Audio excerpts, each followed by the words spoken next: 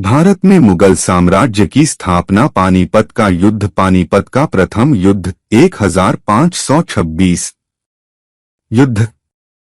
पानीपत का प्रथम युद्ध अप्रैल 1526 पानीपत के निकट लड़ा गया था। पानीपत वह स्थान है जहां 12वीं शताब्दी के बाद से उत्तर भारत पर नियंत्रण को लेकर कई निर्णायक लड़ाइयां लड़ी गईं। पानीपत के प्रथम युद्ध ने ही भारत में मुगल साम्राज्य की नींव रखी। यह उन पहली लड़ाइयों में से एक थी जिसमें मुगलों ने बारूद, आग्नेयास्त्रों और तोपों का प्रयोग किया। पानीपत का प्रथम युद्ध ज़हीर-उद-दीन बाबर और दिल्ली के लोदी वंश के सुल्तान इब्राहिम लोदी के बीच लड़ा गया था। इस युद्ध में ज़हीर-उद-दीन बाबर ने लोदी को परास्त किया था। सैन्य बल। बाबर की सेना में लगभग 15,000 सैनिक और 20 से 24 तोपें थीं। इब्राहिम लोदी की सेना में लगभग 30,000 से 40,000 सैनिक और कम से कम 1,000 हाथी थे। बाबर की रणनीति। अस्त्र-शस्त्र ही नहीं बल्कि बाबर की तुलुगमा और अरबा की रणनीति ने भी उसे जीत के लिए प्रेरित किया। तुलुगमा युद्ध नीति। इसका अर्थ था पूरी सेना को विभिन्न इकाइयों बाएं, दाहिने और मध्य में विभाजित करना। बाएं और दाहिने भाग को आगे तथा अन्य टुकड़ियों को पीछे के भाग में विभाजित करना। इसमें दुश्मन को चारों तरफ से घेरने के लिए एक छोटी सेना का उपयोग किया जा सकता था। अरबा युद्ध नीति। केंद्रीय फॉरवर्ड डिवीजन को तब बैलगाड़ियां अरबा प्रदान की जाती थीं जिन्हें दुश्मन का सामना करने वाली पंक्ति में रखा जाता था और ये जानवरों की चमड़ी से बनी रस्सियों से एक दूसरे से बंधे होते थे। अरबा के पीछे तोपों को रखा जाता था ताकि पीछे छिपकर दुश्मनों पर प्रहार किया जा सके। युद्ध का परिणाम। काबुलिस्तान के तिमुरिद शासक तिम्यूरिड रूलर ऑफ कबुलिस्तान बाबर के मुगल सेना ने दिल्ली के सुल्तान इब्राहिम लोदी की विशाल सेना को हराया।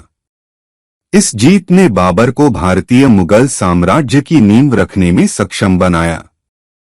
इब्राहिम लोदी की मृत्यु युद्ध के मैदान में ही हो गई थी और सामंतों तथा सेनापतियों, वे सिपाही जो दूसरे मुल्क में लड़ाई के लिए रखे जाते थे, ने लोदी को वहीं छोड़ दिया। उनमें से अधिकांश ने दिल्ली के नए शासक के आधिपत्य को स्वीकार कर लिया। पानीपत का द्वितीय युद्ध 1556। पानीपत का दूसरा युद्ध 5 नवंबर 1556 को उत्तर भारत के हिंदू शासक सम्राट हेमचंद्र विक्रमादित्य, लोकप्रिय नाम हेमू, और अकबर की सेना के बीच पानीपत के मैदान में लड़ा गया था। अकबर के सेनापति खान जमान और बैरम खान के लिए यह एक निर्णायक जीत थी। इस युद्ध के फलस्वरूप दिल्ली पर वर्चस्व के लिए मुगलों और अफगानों के बीच चले संघर्ष में अंतिम निर्णय मुगलों के पक्ष में हो गया और अगले 300 वर्षों तक सत्ता मुगलों के पास ही रही। पृष्ठभूमि। सम्राट हेमचंद्र विक्रमादित्य या हेमू दिल्ली का अंतिम हिंदू सम्राट था जिसने दिल्ली के लिए युद्ध में अकबर हुमायूं की सेना को हराया था। हेमू वर्तमान हरियाणा के रेवाड़ी का था। हेमू सन 1545 से 1553 तक शेरशाह सूरी के पुत्र इस्लाम शाह का सलाहकार भी रहा। उसने सन 1553 से 1556 के दौरान इस्लाम शासन के महामात्य प्राइम मिनिस्टर और इस्लाम शाह के सेनानायक चीफ ऑफ आर्मी के रूप में 22 युद्ध जीते, जो कि सूरी शासन के विरुद्ध अफगान विद्रोहियों के विद्रोह को समाप्त करने के लिए लड़े गए थे। 24 जनवरी 1556 को मुगल शासक हुमायूं की दिल्ली में मृत्यु हो गई और उसके पुत्र अकबर को उत्तराधिकारी बना दिया गया। उस समय अकबर मात्र 13 वर्ष का था। 14 फरवरी 1556 को पंजाब के कलानौर में अकबर का राज्याभिषेक किया गया। राज्याभिषेक के समय मुगल शासन काबुल, कंधार, दिल्ली और पंजाब के कुछ हिस्सों तक सीमित था। युद्ध। अकबर और उसके संरक्षक बैरम खान ने युद्ध में भाग नहीं लिया तथा वह युद्ध क्षेत्र से 5 कोस 8 मील दूर तैनात थे। बैरम खान ने 13 वर्षीय बाल राजा को व्यक्तिगत रूप से युद्ध के मैदान में उपस्थित होने की अनुमति नहीं दी। इसके बजाय उसे 5000 अच्छी तरह से प्रशिक्षित और सबसे वफादार सैनिकों के एक विशेष गार्ड के साथ सुरक्षा प्रदान की गई थी और वह युद्ध के मैदान से एक सुरक्षित दूरी पर तैनात था। मुगलों की एक अग्रगामी सेना की टुकड़ी में 10,000 घुड़सवार होते थे, जिनमें से 5,000 अनुभवी सैनिक थे जो हेमू की अग्रिम पंक्ति की सेना से लड़ने के लिए तैयार थे। हेमू ने अपनी सेना का नेतृत्व स्वयं किया। हेमू की सेना 1,500 हाथियों और उत्कृष्ट तोपखाने से सुसज्जित थी। हेमू 30,000 की सुप्रशिक्षित राजपूत और अफगान अश्वारोही सेना के साथ उत्कृष्ट क्रम में आगे बढ़ा। युद्ध का परिणाम। हेमू अपने सैन्य बल से युद्ध में जीत की ओर बढ़ रहा था, लेकिन अकबर की सेना ने हेमू की आंख में तीर मारकर उसे घायल कर दिया, जिससे वह बेहोश हो गया और यह घटना युद्ध में जीत की ओर बढ़ रहे हेमू की हार का कारण बन गई। हेमू को हौदा, घोड़े की पीठ पर सवारी के लिए गद्दी पर न देखकर हेमू की सेना में खलबली मच गई और इसी भ्रम की स्थिति के कारण वह हार गई। युद्ध समाप्त होने के कई घंटे बाद हेमू को मृत अवस्था में पाया गया और उसे शाह कुली खान महरम द्वारा पानीपत के शिविर में अकबर के डेरे पर लाया गया। हेमू के समर्थकों ने उसके शिरश्छेदन बेहेडिंग स्थल पर एक स्मारक का निर्माण कराया, जो आज भी पानीपत में जींद रोड पर स्थित सौथपुर गांव में मौजूद है। पानीपत का तृतीय युद्ध 1761। पानीपत का तीसरा युद्ध 14 जनवरी 1761 को पानीपत में दिल्ली से लगभग 60 मील 95 किमी उत्तर में मराठा साम्राज्य और अफगानिस्तान के अहमद शाह अब्दाली, जिसे अहमद शाह दुर्रानी भी कहा जाता है, के बीच हुआ था। इस युद्ध में दोआब के रोहिला अफगान और अवध के नवाब शुजाउद्दौला ने अहमद शाह अब्दाली का साथ दिया। सैन्य बल। सैन्य दृष्टि से सेना ने युद्ध में अफगान और रोहिलों की भारी घुड़सवार सेना व तोपखाने ज़बुरक तथा जेजाइल, जिसका नेतृत्व अहमद दुर्रानी और नजीबउद्दौला ने किया, ने मराठों की फ्रांसीसी आपूर्ति वाली तोपखाने व घुड़सवार सेना को परास्त कर दिया। 18वीं सदी में हुए युद्धों में इसे सबसे बड़ा युद्ध माना जाता है, जिसमें दो सेनाओं के बीच युद्ध में एक ही दिन में सबसे बड़ी संख्या में मौतें हुई थी। पृष्ठभूमि। 27 वर्ष के मुगल मराठा युद्ध 1680 से 1707 के बाद मुगल साम्राज्य के पतन के कारण मराठा साम्राज्य ने तेजी से विस्तार किया। पेशवा बाजीराव ने गुजरात और मालवा पर नियंत्रण कायम कर लिया था। आखिरकार वर्ष 1737 में बाजीराव ने दिल्ली के बाहरी इलाके में मुगलों को हरा दिया और मराठा नियंत्रण के तहत दक्षिण के पूर्व मुगल प्रदेशों का अधिकांश भाग अपने कब्जे में कर लिया। इससे अहमद शाह अब्दाली के दुर्रानी साम्राज्य के साथ मराठों का सीधा टकराव हुआ। वर्ष 1759 में उसने पश्तून जनजातियों पश्तून ट्राइब्स की एक सेना तैयार की, जिससे पंजाब में छोटे मराठा सरदारों के खिलाफ कार्रवाई में लाभ प्राप्त हुआ।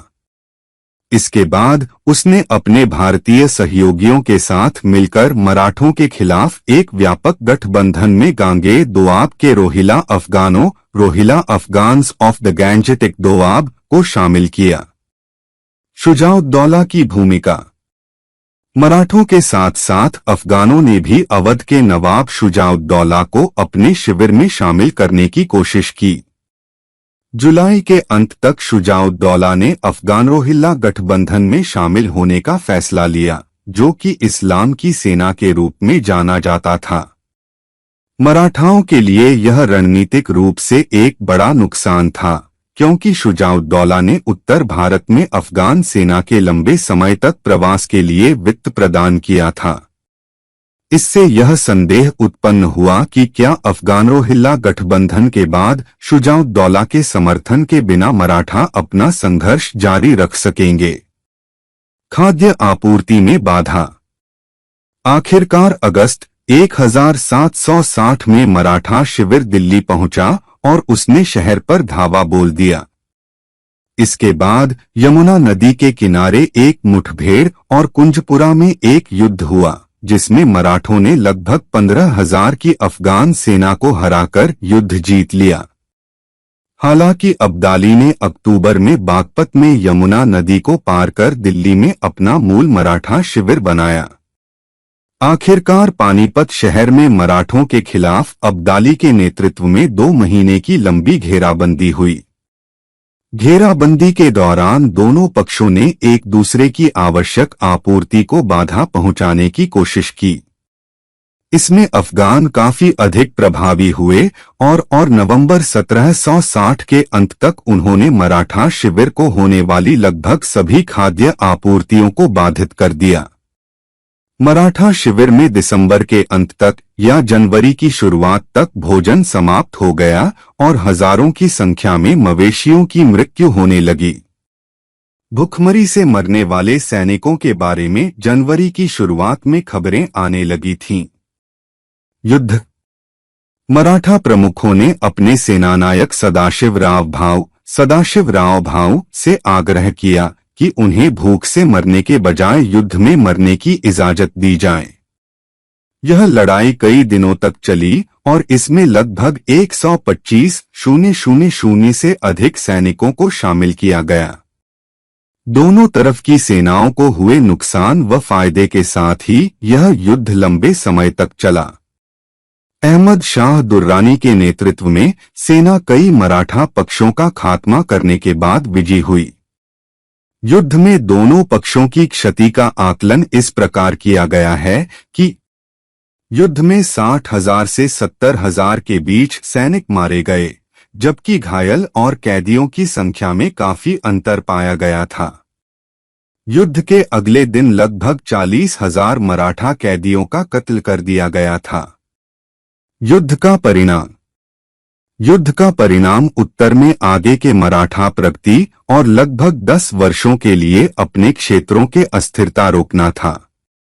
10 वर्षों की इस अवधि को पेशवा माधवराव के शासन के रूप में चिह्नित किया गया है, जिसे पानीपत के युद्ध में हार के बाद मराठा वर्चस्व के पुनरुत्थान का श्रेय दिया जाता है।